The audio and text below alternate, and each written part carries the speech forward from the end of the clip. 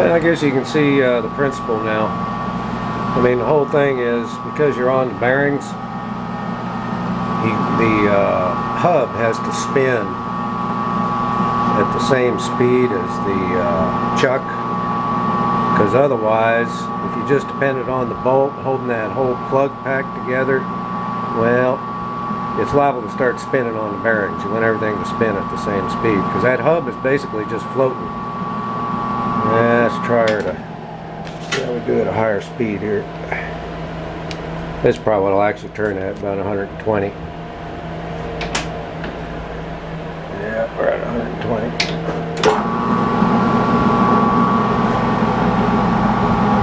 Something you gotta really look at, which I think is kind of tells it all. See how that hub casting is, it's not quite right?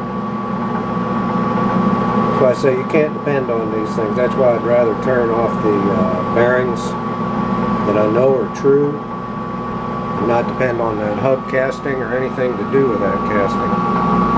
There's a good example. See if I can get out without screwing up my fingers. See how that? Okay, right. The casting is not right. Now we look at the back side. And then look at the face. The face is true. The part that I'm going to turn, which is to the right there. But if you look at the back, you'll see some movement there, some oscillation. That tells you that casting is screwed. I mean, they just cast these things and they machine them. So, I mean, you can't ever count on the casting. I mean, the machine work, yeah, it's probably good. Well, turn her down and see what we get. I'm just going to take a very, very, very light skim cut just to kind of true everything up before I actually start taking material off of it.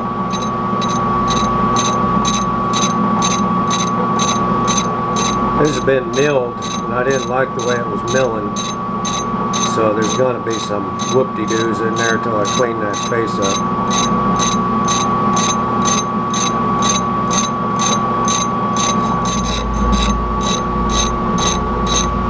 I'm using a right-hand cutter, or I mean, excuse me, a left-hand cutter.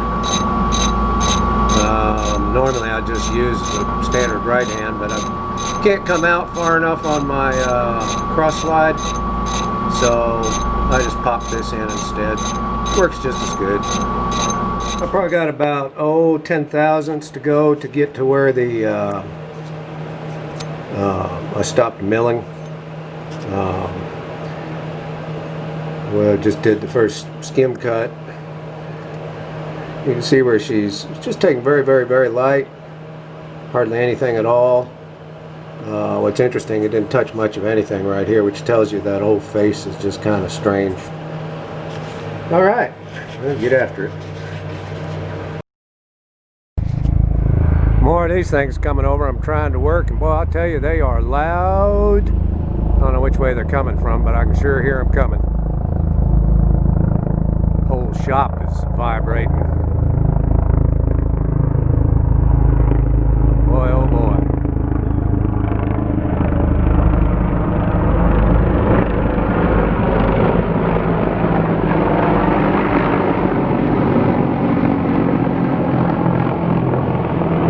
Whew. Ain't gonna sneak up on anybody with those things, are you? Yeah, I decided to speed her up to, what is it, 190. Get the work done a little faster. Plus that first one was just kind of a test just to see how she cut. And I was pleased with the way it's cutting, so I figured, well, we'll run her a little bit faster. Let's see how she runs.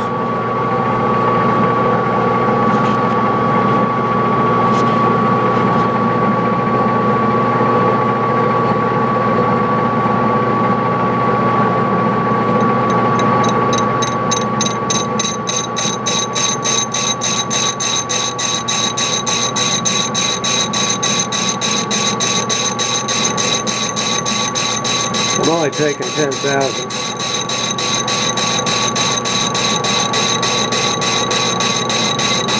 Running good and smooth. Yeah, I think it's good. And I think the carbide, I mean, that's really the right choice. You're not going to tear up your bit. This cast iron is extremely abrasive. Have at it. Now we're into an uninterrupted cut. I've gotten past all the old milling. You can just tell by that steady sound. This is some filthy stuff to machine. I mean, filthy. That stinking, all the kitchen sink cast iron. They make this stuff cheap. What are you gonna do?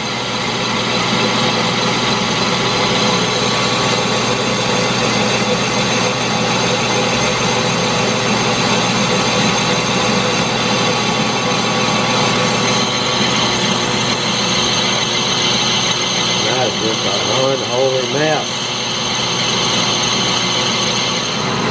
Trying to keep this crap out of my dials and every other darn thing. I mean, it is a mess. I hate this stuff.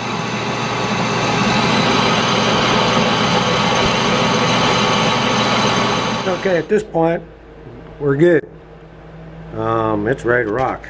There was a little bit of a decision process here. See, right up here, right up next to that. I can't get that in there. Right next to that shoulder. Am I getting that? Oh, where's that cutter? It doesn't matter. Anyhow, right next to that shoulder, there we go. I had to stop there because initially there was a bit of a hollowed out portion there, a bit of a divot, which took the place of a chamfer. Now I've lost that because I've had to cut it down so far to clean it up. So I've got one choice. I can either stop here, not try to go in any further, which I can't because I don't want to sit on that hub pilot, ruin that hub pilot, and you might as well not have done any of this. So probably what I'll do is I'll chamfer the wheel disc so that I don't have any interference right in here. Because I mean, that's, you know, everything can be perfect, but if you've got, you know, catches there a little bit, you're screwed. So probably what we'll wind up doing is chamfering that inside of that wheel disc. So yeah, that's it. This sucker's done. I mean, look at this mess. I mean, everywhere. I've never seen anything like it. I do not like this stuff at all. I've never liked it. I don't like milling it. I darn sure don't like that crap all over the lathe. Everything's gonna have to be just completely cleaned out now, I guess. Ah well, what are you gonna do? What a mess.